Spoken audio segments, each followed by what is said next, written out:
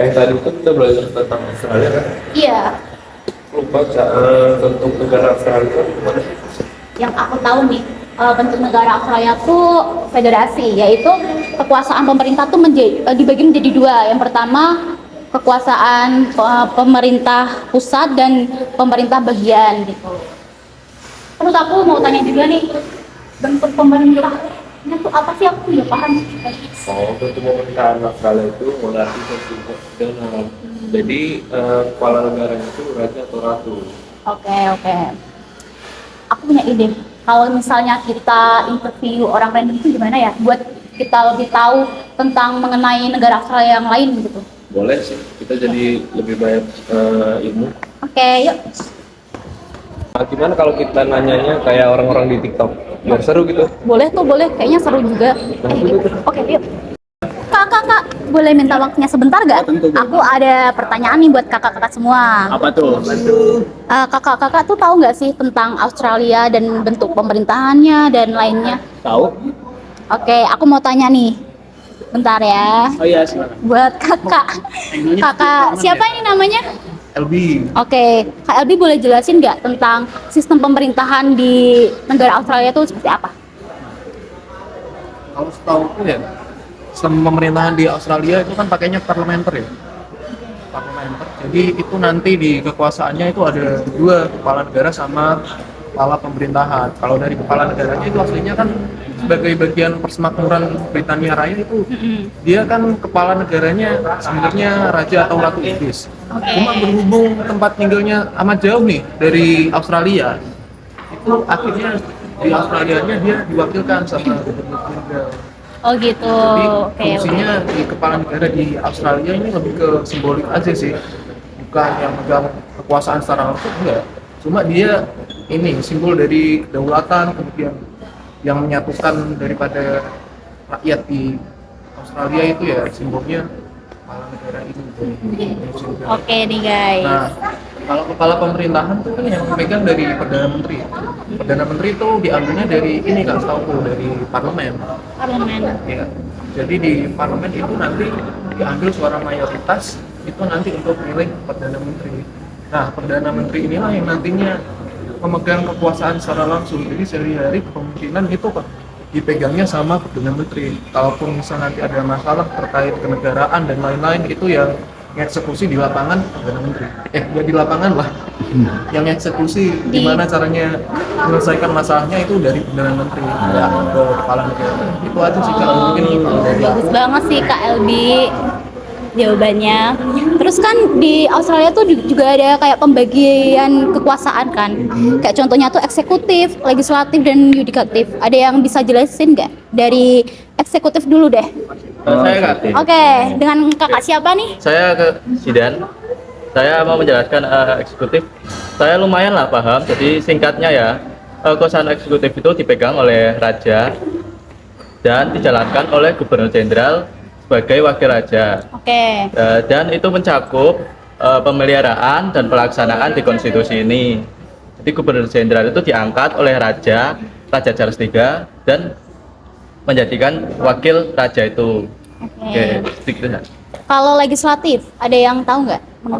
Oke. Nah, jadi kekuasaan legislatif ini cukup panjang, tapi aku usaha secara ringkas. Jadi kekuasaan legislatif di Australia ini juga cukup unik ya. Pertama dari anggota legislatifnya sendiri, dia juga harus menjabat sebagai anggota eksekutif. Karena realitasnya pembuatan undang-undang di Australia itu didelegasikan secara luas terhadap kekuasaan eksekutif. Nah, kekuasaan eksekutif ini dia dibentuk berdasarkan suara mayoritas yang ada di DPR. Nah, yang minoritas ini bakal menjadi majelis pengkaji berbagai kebijakan pemerintah serta penyeimbang kekuasaan di Senat.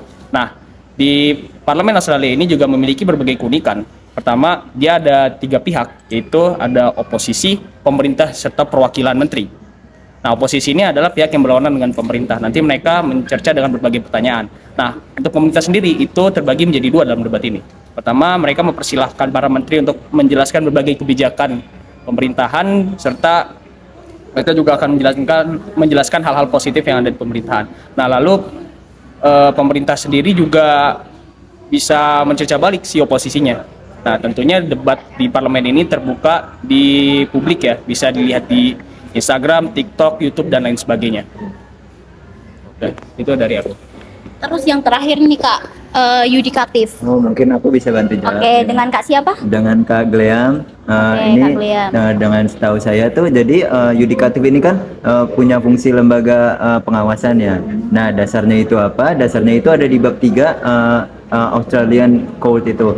Bunyinya apa? Bunyinya itu bahwa semua pengadilan di Australia itu ada di bawah dari High Court Australia dan pengadilan-pengadilan yang ada di yang disediakan oleh pemerintah federal itu sendiri.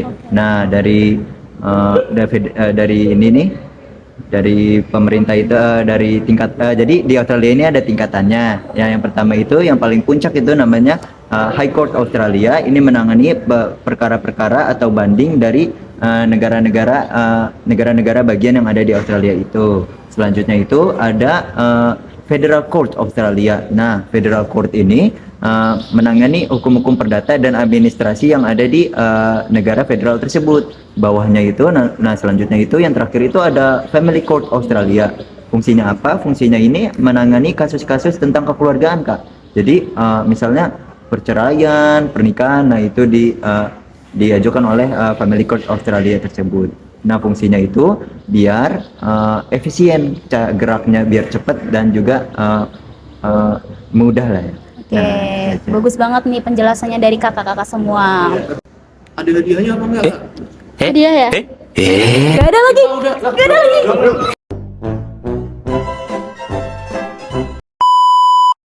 Nah, pemilihan umum di Australia itu berbeda dengan di Indonesia, di mana di Australia pemilu itu dilaksanakan setelah parlemen federal yang baru itu sudah ada, yang dimana masa baktinya itu sekitar 2,5 tahun. Nah, pemilu dilaksanakan setelah Gubernur Jenderal menyetujui permintaan dari Perdana Menteri yang sudah memutuskan tanggal pelaksanaan pemilihan umum.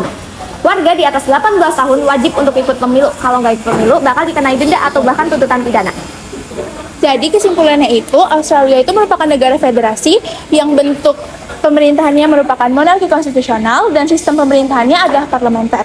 Kekuasaan eksekutifnya itu dipegang oleh Gubernur Jenderal dan kedaulatan parlementernya itu didasarkan dari Undang-Undang Dasar, di mana itu dibagi menjadi 3 bagian, yaitu eksekutif, legislatif, dan yudikatif. Kekuasaan yudikatifnya itu berfungsi untuk menegakkan hukum dengan adil. Dan pemilihan umumnya itu dijadikan 3 tahun sekali dengan masa bakti sekitar 2,5 tahun dan bersifat wajib atau akan mengenakan sanksi. Thank you.